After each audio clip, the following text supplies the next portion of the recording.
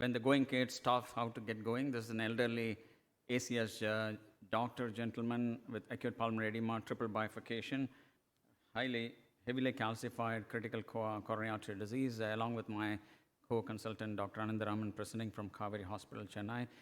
He presented 86-year-old gentleman who is a doctor who practiced in US and came down in his retired life in Chennai, presented with acute flash pulmonary edema, 28 years of diabetes, non-smoker, hypertension, stage 3 CKD. He had an old inferior wall MI when he was in US 12 years back, had a single vessel RCA, total occlusion, was left for medical management as there was no significant left side disease. Presently now has an end-stage ACS, ejection fraction of 45 to 50%, grade 2 mitral regurgitation, pulmonary artery hypertension, RV pressure estimated was 48, inferior wall segments were scarred, akinetic, anterior wall IVS, and mid-anterior walls were preserved thickness with hypokinesia. We could not discharge him despite medical management, as he preferred that as a first option considering his age, and continued to have recurrent rest angina with breathlessness and hypoxia, indicating a recurrent flash pulmonary edema, becoming tachypneic, requiring non-invasive ventilation support. He had a dense left calcification, which I'll show in the next. So you would appreciate that there was ostial critical left main stenosis and also an aneurysm at the bifurcation of diagonal and LAD, almost like a dual LAD system, and also a significant ostial circumflex disease and mid-circumflex with a significant true bifurcation, distal OM and mid-OM disease.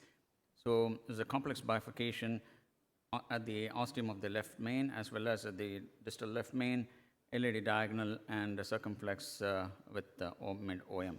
So the IVUS was done in the beginning into the circumflex from the left main, showed a eccentric calcific nodule and also a nearly 270-degree of arc of calcium. And the proximal circumflex of the ostium was more of fibrocalcific with less of calcium. And the left main also showed an eccentric calcification, as is noted here. So IV lithotripsy was done for the mid-circumflex with a 3x12 IVL, and this was without any pre-dilatation as there was no calcific nodule, and this was a standalone first dilatation with IVL, and the same balloon was applied as a single cycle to the left main. I didn't use more cycles there to preserve the balloon for the LAD also. So this was the luminal gain after the baseline IVL applications, a significant luminal gain. There was a residual significant stenosis in the OM side branch.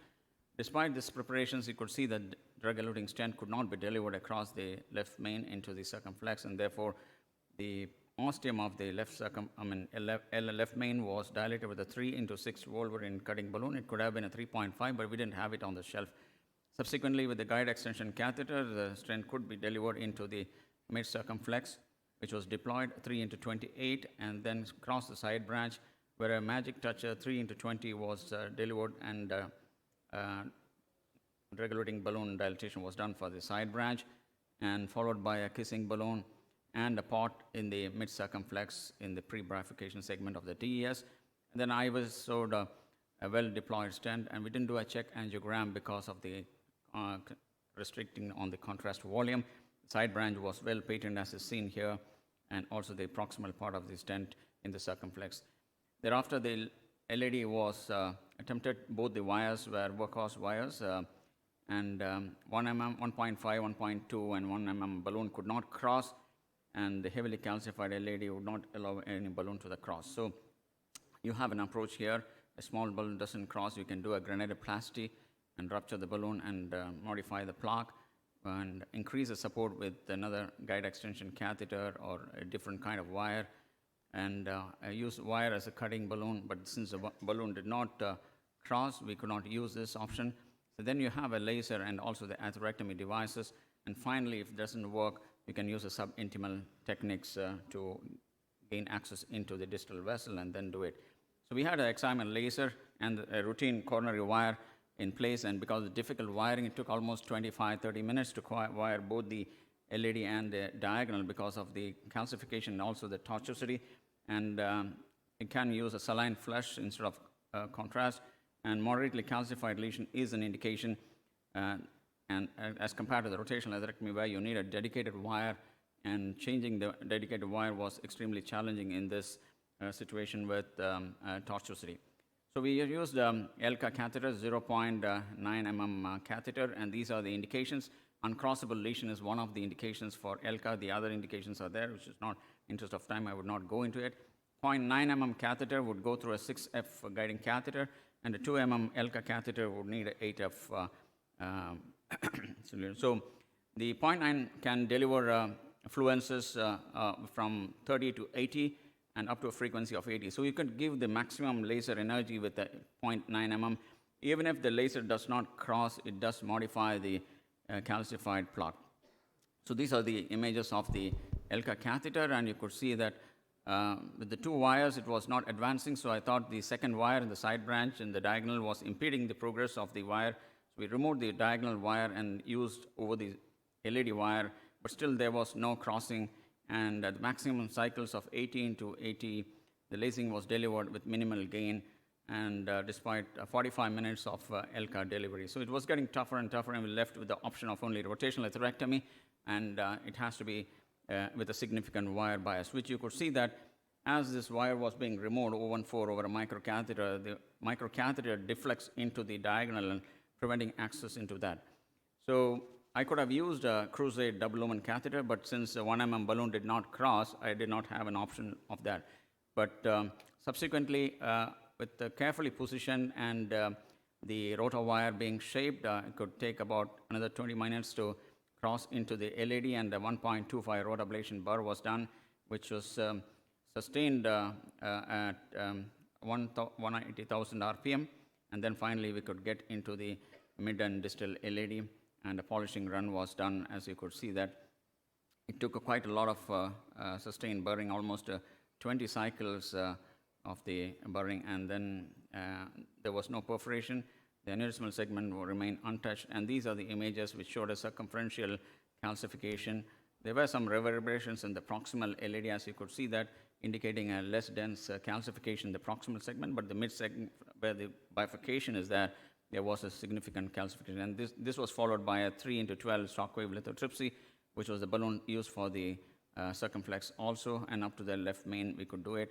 You could see a significant luminal gain achieved after the rotablasion, and also the IVL with no dissection and perforations. And 3x28 disc was deployed, and this was optimized, and you could see the IVUS images showing a well-deployed stent in the LED, mid-proximal to mid-LED across the diagonal. This was followed by a culotte bifurcation from the left main into the circumflex and left main into the LED, and a final kissing dilatation with a pot of 4.5 balloon.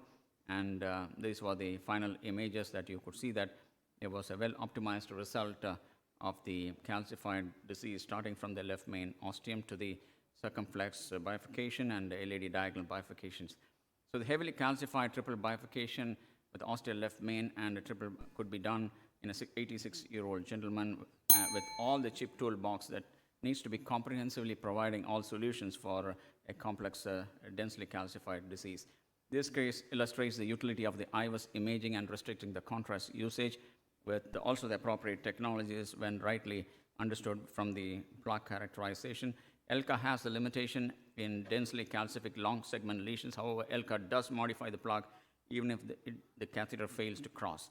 Rotablation indeed is a very effective tool in chip toolkit, especially if there's a balloon crossability and also calcific nodule available on the way, and makes a way for the delivery of further devices. IVL is the most useful chip tool, user-friendly in many instances of densely calcified lesions, and needs to be appropriately understood for sizing.